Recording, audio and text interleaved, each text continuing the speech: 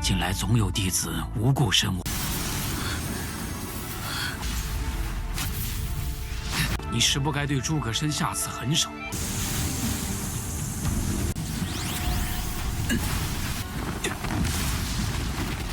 Hola semuanya, bagaimana nih kabar kalian? Semoga kalian dalam keadaan baik-baik saja, sehat selalu, serta dilancarkan rezekinya ya guys, amin.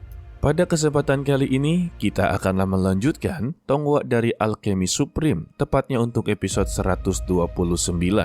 Bagi yang belum menonton untuklah di part sebelumnya, atau lupa dengan part sebelumnya, kalian bisa tonton untuklah di part sebelumnya ya, atau playlist yang telah Mimin siapkan.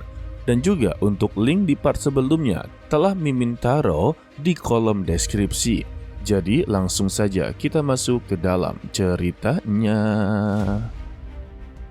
Kedatangan dari dua tetua yang inginlah menengahi pertarungan. Di sana ada Tuan Jilao yang sangatlah mengenali Su Pitin. Lebih tepatnya ya, dia telah menganggap Pitin adalah pahlawan yang telah menyelamatkan dirinya guys. Dan sekarang dia telah menjabat sebagai kepala alkemis di Akademi Bintang. Dan tetua yang berada di sampingnya, dia adalah wakil direktur Xiong. Dan mempertanyakan kepada Tuan Ji apakah mereka berdua saling mengenal satu sama lain. Dan Tuan Ji mengkonfirmasi semua itu. Lalu untuk sang tetua memberitahu kepada wakil direktur Xiong kalau kultivasi milik dari Tuan Zhuge telah dihancurkan. Dia haruslah memberikan pelajaran kepada pria ini. Lantas ya, wakil direktur Xiong memberitahu kepada Tuan Jilao kalau masalah ini akanlah menjadi rumit. Jika penatua penasehat kerajaan mengetahui ini semua, maka Akademi Xingwo juga akan sangatlah sulit untuk menjelaskannya.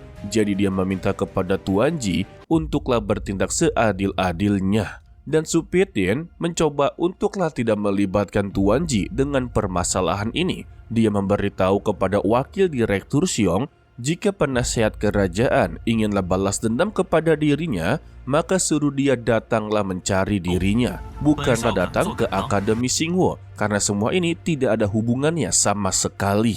Tetapi ucapan darinya ini malah dianggap sebagai tindakan kesombongan yang membuat wakil direktur Xiong langsunglah menyerangnya. Tetapi Pitin berhasillah menahan dan secara tiba-tiba terlihatlah sebuah tato di lengan kirinya yang membuat wakil direktur Xiong langsunglah menarik kekuatannya dan dia terpental.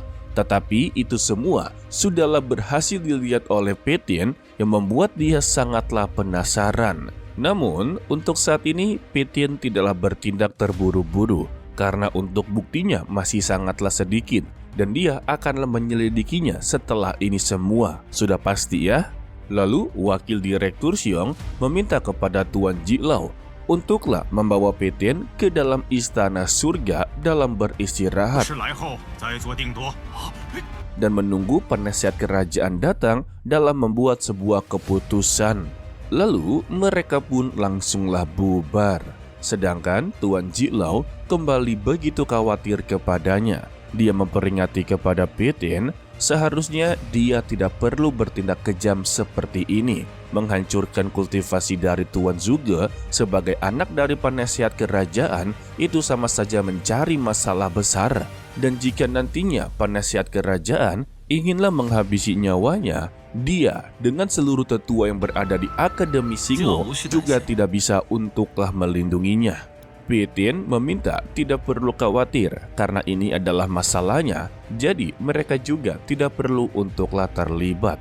Ditambah, dia sama sekali tidaklah takut dengan penasihat kerajaan yang akanlah balas dendam. Mendengar ini ya, Tuan Jilao hanya bisa menghela napas dan membawa Pitin ke istana surga terlebih dahulu. Setibanya di sana, Pitin langsunglah to the point. Dia datang ke sini bukan hanya untuklah mencari masalah, melainkan dia datang untuklah mempertanyakan apakah ada hal yang aneh dari sekolah api Xing atau Akademi Xingwo. Tuan Jilao membenarkan untuk belakangan ini selalu ada murid akademi yang meninggal tanpa alasan sama sekali. Ditambah, sebelum mereka meninggal dunia, semuanya bertindak begitu sangatlah aneh, layaknya seperti orang gila. Kasus ini serupa dengan kota kekaisaran. Banyak sekali para alkemis yang telah dihabisi. Bahkan sebelum mereka dihabisi, mereka bertindak layaknya seperti orang gila dan teruslah menyerang secara membabi buta. Dan menurut penyelidikannya, ini semua perbuatan dari Istana Api Ling. Hanya saja, Petian belumlah mengetahui siapa dalang di balik semua ini. Maka dari itulah, dia datang ke sini untuk menemukan pelakunya. Tuan Jilau juga merasa ada yang aneh dengan beberapa tetua di akademi. Contohnya seperti kepala rumah sakit Chiao yang sudah lama tidaklah keluar, tetapi dia telah lama untuklah mengundurkan diri. Namun kecurigaannya bukanlah kepala rumah sakit Chiao, melainkan dia tertuju kepada wakil direktur Xiong. Begitu juga dengan Petian yang teringat dengan tato yang terdapat di lengan kirinya, membuat dia inginlah secepat-cepatnya untuk membongkar semua ini. Tetapi tidak lama dari itu, datanglah gadis berwarna biru yang langsung menyerang Petian. Yang tak lain, dia adalah cucu dari Jilau, yaitu Youye. Kedatangannya cukup membuat Qianlu sedikit cemburu. Meskipun begitu, Petian memperkenalkan Youye kepada Qianlu dan dia meminta kepada Youye untuklah membimbing Qianlu di dalam akademi ini. Karena untuk saat ini, Youye bukan hanya seorang senior dalam akademi, melainkan dia adalah salah satu murid yang berprestasi. Sebab untuk saat ini, dia telah berada di puncak Raja Perang Bintang. Dan Youye menerima permintaan dari Petian. Dia tidak akan membiarkan juniornya ditindas oleh orang lain. Untuk Qianlu, dia hanya bisa mengucapkan terima kasih dan mohon bimbingannya. Lalu, Youye yang tahu kalau dia sedang dalam masalah, memberikan peringatan kepada Petian kalau penasehat negara juga adalah pemimpin dari 10 raja perang saat ini. Bisa dikatakan identitas serta sosoknya itu sangatlah penting dan juga ditakuti. Ya, intinya kuatlah. Sementara di ruangan penasehat kerajaan Zhuge, ayah dari Tuan Zhuge sendiri mendapati informasi dari bawahannya kalau kultivasi anaknya telah dihancurkan. Dan saat ini pelakunya masihlah berada di Akademi Xingluo untuklah menunggu kedatangannya guys. Tetapi sayangnya sebagai sang ayah, dia sama sekali tidaklah peduli kepada anaknya. Dia malah menyuruh untuklah perintahkan bangsawan Guangping dalam menangkap pelaku tersebut. Alasan ia bersikap cuek kepada anaknya, ini gara-gara gurunya meminta kepada dia jangan sampai terganggu kultivasinya dengan cara apapun guys. Setelahnya, dia kembali untuklah melanjutkan kultivasinya. Kayaknya ini bukan kultivasi dah, melainkan dia akan segera untuk menerobos guys. Kembali ke dalam Akademi Xinghuo, Petian akhirnya bergerak. Dia ingin mencari kebenaran tentang wakil direktur Xiong. Dan dia telah berhasil untuklah memasuki kediamannya dengan menghancurkan formasi tanpa sepengetahuan siapapun. Dan ketika berada di lantai teratas, dia melihat salah satu ruangan. Di sana terdapat seorang wanita yang sedanglah diikat. Yang ternyata itu adalah kepala rumah sakit Chiao yang sedanglah ditahan oleh wakil direktur Xiong. Dia meminta kepada Nyonya Chiao untuklah memberitahu di mana Murongjing berkultivasi. Jika dia memberitahunya, maka dia akanlah mengampuninya guys. Sedangkan Petian sudah sangatlah yakin seyakinnya kalau wakil direktur Xiong memang terlibat dalam kejadian sebelum-sebelumnya. Dan Nyonya Chiao menolak tawaran tersebut. Dia rela mati daripada memberitahu keberadaan dari Murongjing. Lantas ya, Tuan Xiong langsunglah memperkuat formasinya, sembari memperlihatkan pil ulat beracun, yang tandanya jika dia memakan pil ini, kultivasinya akanlah hancur dan dia akanlah dikendalikan. Ketika pil ini inginlah dimasukkan, Petian langsunglah bertindak dengan menghancurkan pil tersebut.